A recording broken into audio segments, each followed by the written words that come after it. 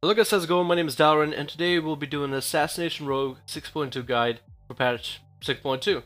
We're going to talk about the stats, enchants, gearing, talents, glyphs, rotation, perks, which I want to cover, as perks will give you a tip on how to burst, how to deal damage, as well as your burst rotation, which is what's causing me to deal 200k eviscerates. So sweet bursts. I want to go play some subtlety, so before I go swap over the spec to subtlety, I wanted to be able to tell you guys how to play the spec, so they can really enjoy it in 6.2. Assassination gotten much easier to play in 6.2 because of its burst and the amount of damage that it can dish out, simply for just no reason. It deals a 30% extra damage Mutilate and Envenom, pretty much increasing the overall effectiveness of the spec and making it the easiest burst rotation spec in the game currently.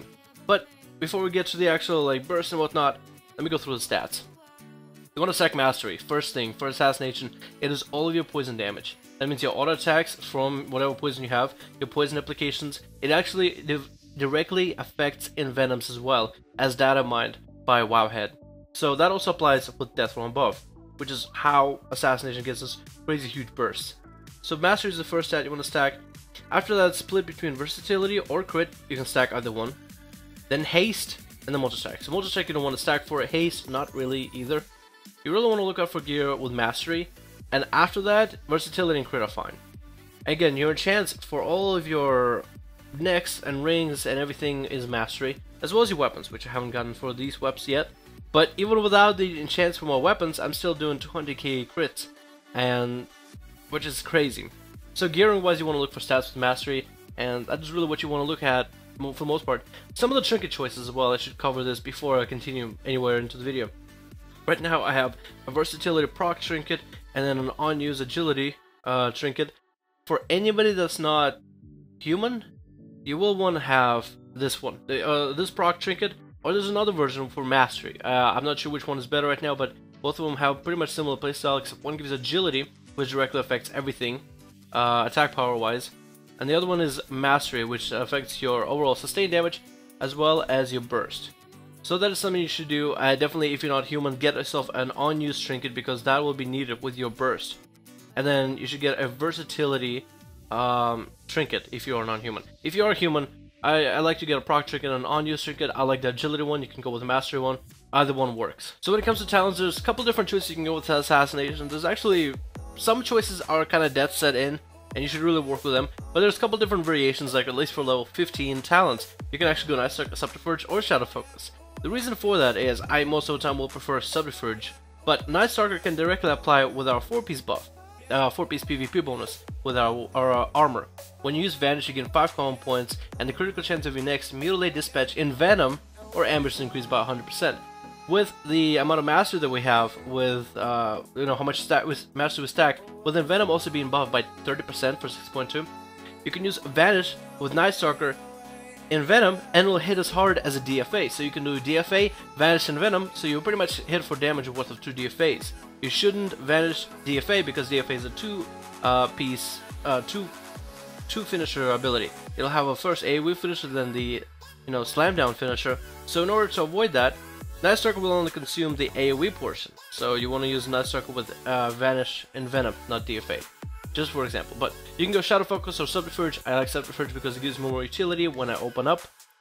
After that, level 30, it's Nerf Strike or Combat Readiness. In most battlegrounds, I just grab Combat Readiness, but in some arena situations, you'll want to go Nerf Strike if the team has a lot of damage that'll focus on your healer, or it's a Spell Cleave team. At level 45, Elusiveness is honestly the best option.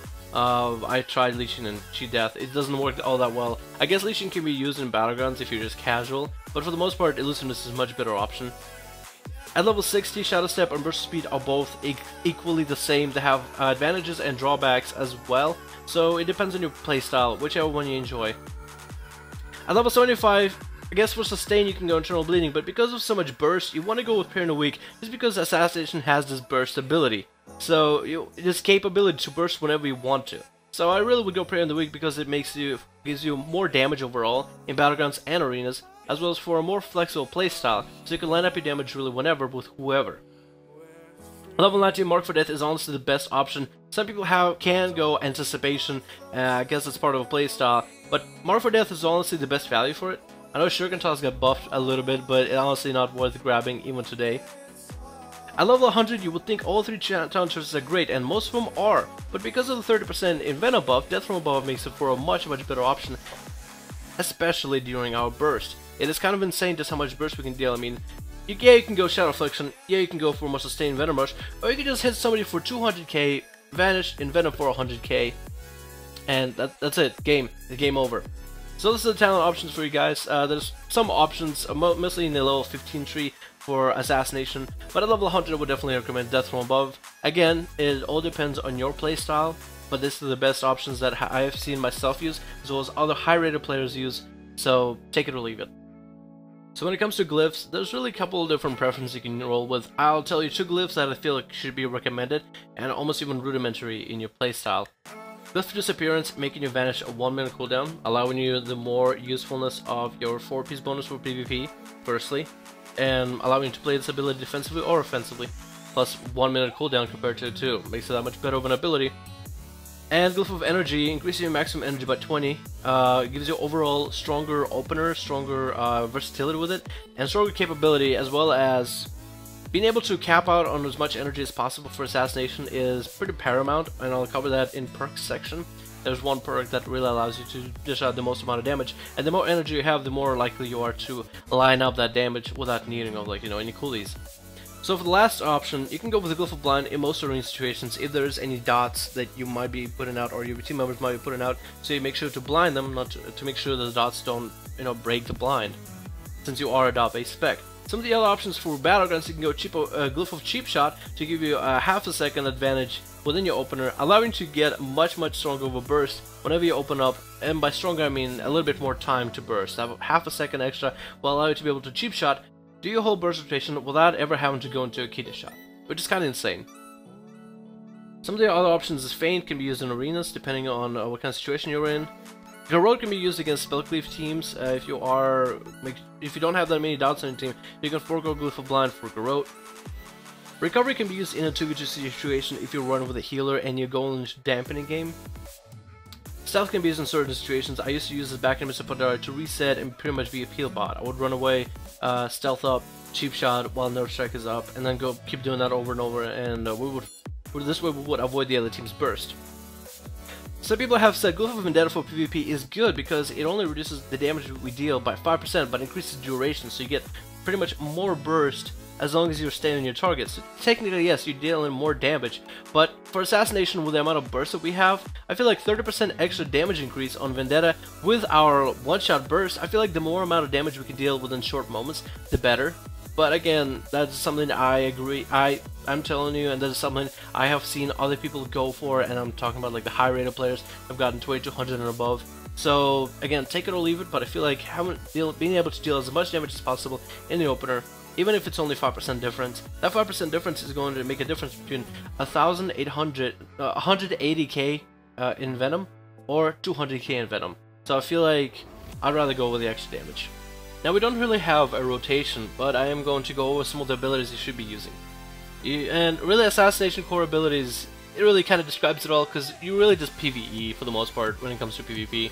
You use Mutilate to build combo points. Sometimes Mutilates will proc dispatches, so you should use dispatches. You should save energy for dispatches, because dispatches can be used when opponents have 35% health or below. I never use Ambush, but that is something you can use in an opener. Although I like to use Mutilates in opener because Mutilates can proc dispatches. So the more Mutilates I can use, the more dispatches I can get out, as they're all proc based. Slice and Dice you don't have to keep up at all because it's a passive. So outside of it, for combo points, you will either use them for Envenom for damage, you can use Kidneys for stuns, you should use Rupture and put Rupture on as many targets as possible if you're not trying to line up any sort of damage. If in a battleground and you have combo points and you're just generating them over and over, you should be able to Rupture 2 or 3 targets, because the more Ruptures you have, the more procs of Venomous Wounds you're going to get. Venomous Wounds procs every time Rupture procs, and has a chance to give you energy back. So the more of those you have, the more energy you have to play around with, let's say in a battleground or an arena.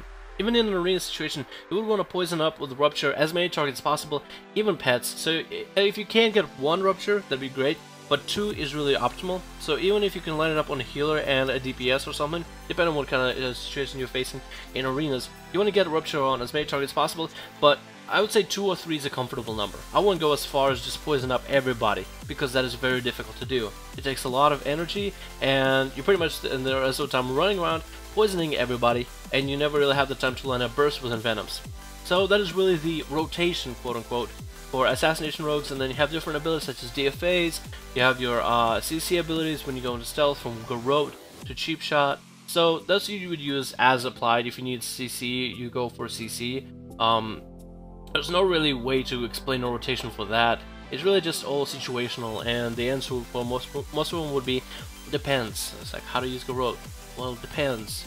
If you need silence, you Garrote. That's really the best I can tell you guys. But this is a rotation. It's real simple, especially with the buffs that Assassination got. You can literally go in, spam Mutilate, and you'll be comfortably sitting at the top of the charts. So today we come to the perks, and one of them I want to talk about is Empowered Envenom. So while Envenom is active, you deal 30% more damage with Mutilate in Dispatch. This way, you can line up a little bit more damage within your Envenom, as well as get more value for Mutilates and Dispatches, especially in PvP. All it takes for you is to do some energy pooling. That means, let's say I build up common points perfectly, so I'm going to allow my energy bar to pool all the way until it's almost full, and then when I Envenom, I can Mutilate twice, and my Mutilates are hidden for 30% extra damage. So with Assassination, you don't always have to be spamming your energy out. You can always pull it if you get a ability to do so, and then you can use Envenom, and then go for 2 Mutilates, and then maybe a Dispatch if you get a proc, and they'll be increased in damage by 30%. So this is something you could do with Assassination. I definitely would guarantee it.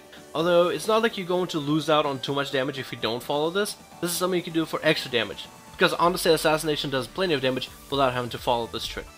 Another one here, which I don't normally use, is Enhanced Crimson Tempest. It can be used in AoE situations. When you use Crimson Tempest and you're AoEing everybody with Fan of Knives, this is better working if you have Deadly Poison on within Battlegrounds. What it does is, after you use Crimson Tempest, it increases damage targets take from your poisons by 30%. This is nothing I would really use on a single target, because this is really hard to line up. Because let's say you want to go for that kidney shot, you want to get a Crimson Tempest in there and deal as much damage as possible, maybe even get a Vendetta in. That is very difficult to line up currently, with just how Assassination Rogues generate common points and how much energy their Mutilates and such cost. So that would be good for AoE situations and Battlegrounds, although I never use it because it's just such a rare occasion. Improved Slice and Dice. Our Slice and Dice is passive, so we never have to watch out for it. So the only thing you have to watch out for is landing those stuns, hitting that Envenoms, or putting the Ruptures on targets, which you should be doing at all times. Put Rupture on as many targets as possible, because that'll give you energy gain. And that's really it. That's all I wanted to show you for perks, but this one is an impressive one, just because 30% extra damage on top of all the buffs that Assassination has gotten so far. There's a lot of room for you to line up even more damage than you thought you could, simply by using abilities that are already in your toolkit without having to rely on burst abilities. So this is why I wanted to point this out to you guys, because there's a lot of things you can do with Assassination Rogue, and if you do not know it now you would. So this is something you can do as a lineup. It's something I guess you will either develop over time after playing the spec, or this is something you can practice right now early and try out playing in Battlegrounds. This is definitely something that can improve your playstyle if you, let's say, can't play this spec casually, and just can improve your damage overall. Alright, so now let's talk about the burst, which is the meat of the whole topic here. So the way you line up burst is you want to line up a stun, whether it be a cheap shot or a kidney. So here we're going to go with the cheap shots to show you that you can use this opener, you can make an opener into a burst rotation. So I'm going to use a cheap shot to line up a stun, so I'm going to get a Pray in the Weak buff for 10% extra damage. Then I'm going to Mark for Death and Vendetta at the same time, because Mark for Death is not on global cooldown, but Vendetta is. And then I'm going to DFA on my target, and as I'm DFAing down, after slam down to my target, I'm going to Vanish, and I'm going to Envenom. And just for this, just to make sure I can get this in an opener, I'm going to grab Glyph of Cheap Shot, just so I can maybe slow it down for you guys, so you guys can kind of see how it all does. Now, my DFA is also macroed with my use 13, use 14, and that'll be my trinkets. So if I put a use 13, use 14, it'll try to apply in both of these trinkets, and whichever one is a proc trinket is one that'll get used. So I'll get versatility due to my DFA. I'll also have Vendetta rolling for damage buff, and my Vendetta perk. After activating Vendetta, your next Mutilate, Dispatch, Envenom, or Ambush has a 100% chance to be a critical strike. So it's pretty much exactly the same as our 4-piece bonus, except it doesn't generate 5 common points, which we'll have to do with more for death. So all the talk aside, let me show you guys how it's done.